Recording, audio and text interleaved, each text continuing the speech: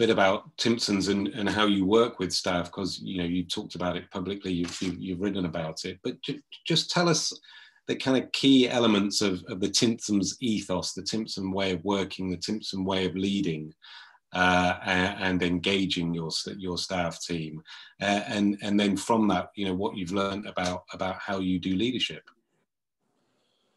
So I'm very fortunate to work with so many amazing colleagues who understand our culture.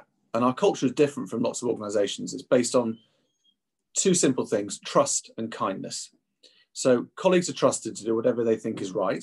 Just follow the two golden rules, which is put the money in the till and look the part. So we're very proud of having high standards. But being trusted is so important, because when you are running a shop, often on your own, you need to make a load of decisions, and you don't want to be running it by rules, loads of rules and loads of guidelines. Because one of the problems with guidelines, they become rules as well. So the way we run it is by recruiting people who have an amazing personality. CVs, complete waste of time. I can train anybody to repair shoes and cut keys and repair watches and do dry cleaning and develop photos, but I can't train someone to have a different personality than they have.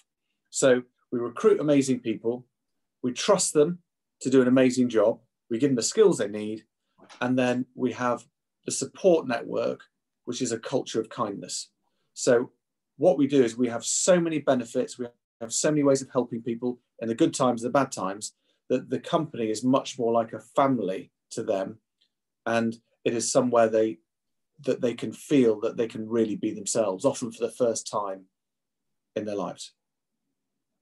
And then just tell us briefly a bit about how you then lead that. What do you do differently to ensure that you live those standards and that you embody that sense of trust and kindness for your staff? Well, I guess because I've been running the business for 20 years, a lot of what we do is a reflection of my personality and the way I do things.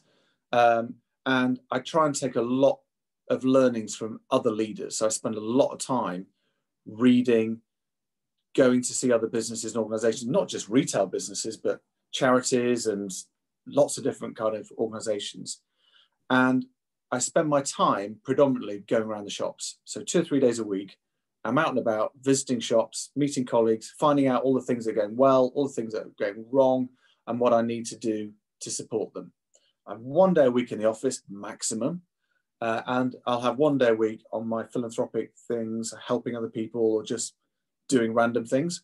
So to me, I see my job is just a process of education. I'm learning all the time of what are the things that I can do to help my colleagues who serve customers be the best they can be.